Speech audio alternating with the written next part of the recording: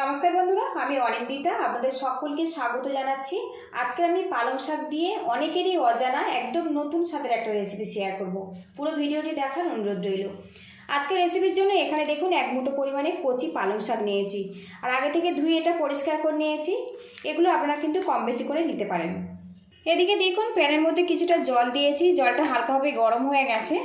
এর মধ্যে পালং শাকগুলো দিয়ে আমি নরম করে নেব। আর বন্ধুরা, আমি সবসময় চেষ্টা করি ঘরে থাকা উপকরণ দিয়ে একদম নতুন নতুন স্বাদের রেসিপি শেয়ার করার জন্য। আপনাদের কাছে একটা রিকোয়েস্ট রইল, ভিডিও শুরুতে একটা লাইক দিয়ে দেবেন। আপনাদের একটা লাইক পরবর্তী নতুন ভিডিও বানাতে কিন্তু অনেকটাই উৎসাহ দেয়। আর চ্যানেলে নতুন হয়ে থাকলে প্লিজ বন্ধুরা সাপোর্ট করবেন, সাবস্ক্রাইব করে দেবেন। যতটা সম্ভব কাছের লোকজনের কাছে শেয়ার করে দেওয়ার অনুরোধ রইল। 1 থেকে 2 মিনিট একটু উল্টে পাল্টে নেব, এতে কিন্তু পালং শাকটা বেশ নরম হয়ে যাবে। এদিকে দেখুন পালং শাকটা কিন্তু নরম হয়ে গেছে। এবার এটা তুলে আমি ঠান্ডা করে তারপর পেস্ট বানিয়ে নেব। আর এই জলটা কিন্তু আমি ফেলবো না, পরে আমি কাজে লাগাবো। এখানে দেখুন বোল নিয়েছি আর পালং শাক পেস্ট করে নিয়েছি। আর এই পালং শাক পেস্ট করার সময় আমি এর মধ্যে কাঁচা লঙ্কা ব্যবহার করেছিলাম। এখানে দেখুন কিছুটা পালং শাকের পেস্ট নিয়েছি আর বোলের মধ্যে কিছুটা আমি রেখে দেব। এবার এর মধ্যে 1 চামচ পরিমাণে পেঁয়াজ কুচি দিয়ে দেব আদা রসুন পেস্ট 1/2 চামচ পরিমাণে। এর মধ্যে দিয়ে দেব 2টো ডিম, স্বাদ মতো লবণ দিয়ে দেব। এগুলো ভালো করে মিক্স করে নেব। এখানে আমার প্রয়োজন মতো আমি এখানে এগুলো নিয়েছি বন্ধুরা, আপনারা কিন্তু প্রয়োজন মতো নিয়ে নেবেন। ডিমের পরিমাণ বাড়িয়ে দিলে পালং শাকের পরিমাণটা কিন্তু বাড়িয়ে দিতে হবে। তো দেখুন মিশ্রণটা আমার রেডি হয়ে গেছে আর এখন কালারটা পুরোপুরি চেঞ্জ হয়ে গেছে। দেখুন প্যানটা গরম করে নিয়েছি, 1 চামচ পরিমাণে সরিষার তেল দিয়ে দেব। তেলটা ভালো করে গরম করে নেব, সরষের তেলের কাঁচা যে গন্ধ সেটা থাকবে না। এবারে এর মধ্যে আমি দিয়ে দেব পালং শাক ডিমের ব্যাটার। এদিকে দেখুন ডিমটা কিন্তু হালকাভাবে সেট হয়ে গেছে। আর একটু কিন্তু গ্যাসে একটা মিডিয়ামে রেখে এগুলো ভাজা ভাজা করতে হবে। এবারে এগুলো আমি উল্টে দেব। মিডিয়াম হিটে কিন্তু এগুলো ভাজা করতে হবে। পালং শাকের যে সবুজ কালার ওটা কিন্তু ভালো মতো থাকবে। তো দেখুন ডিমের অমলেটটা কিন্তু পুরোপুরি সবুজ হয়ে গেছে। এবারে এগুলো আমি ভুজিয়া বানিয়ে নেব। হ্যাঁ বন্ধুরা, আজকের আমি পালং শাকের ভুজিয়ার রেসিপি আপনাদের সাথে শেয়ার করছি। এইভাবে স্প্যাচুলা দিয়ে ছোট ছোট টুকরো করে নেব। তো দেখুন কত সহজে কিন্তু পালং শাকের ভুজিয়া আমার রেডি হয়ে গেছে। এদিকে দেখুন ভুজিয়াটা রেডি হয়ে গেছে। এবার এগুলো আমি নামিয়ে নেব। আর এই ভুজিয়া কিন্তু খুব বেশি কড়া করে ভাজার দরকার নেই, তাহলে কিন্তু এই ভুজিয়াটা খেতে শক্ত হবে, ভালো লাগবে না। একটু হালকা করে ভেজে নিতে হবে। এবার এটা আমি নামিয়ে নেব। প্যানের মধ্যে আরও 1 চামচ সরিষার তেল দিয়ে দেব। আর আজকে পুরো রান্নাটা আমি সরিষার তেলে বানাচ্ছি। তেলটা গরম হয়ে গেছে, 1 টুকরো করে গোটা গরম মশলা দিয়ে দেব। ফোড়ন হয়ে গেছে, খুব সুন্দর একটা গন্ধ বেরিয়ে আসছে। এবারে এর মধ্যে দিয়ে দেব পেঁয়াজ কুচি। পেঁয়াজটা আমি লাল লাল করে ভেজে নেব।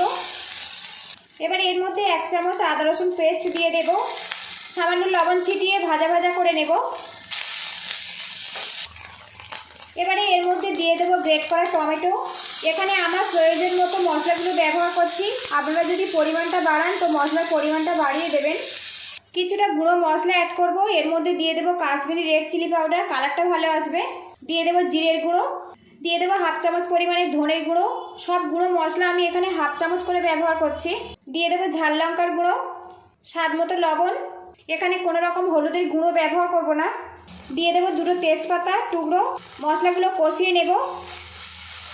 গুঁড়ো মশলা আদা রসুনের সাথে কিছুক্ষণ আমি কষিয়ে নিয়েছি। সামান্য জল দিয়ে দেব। আরও কিছুক্ষণ মশলাটা কষিয়ে নেব। মশলাটা দেখুন বেশ কিছুক্ষণ কষিয়ে নিয়েছি, তেলটা কিন্তু বেশ আলাদা হতে শুরু করেছে। এবারে এর মধ্যে দিয়ে দেব পালং শাকের পেস্ট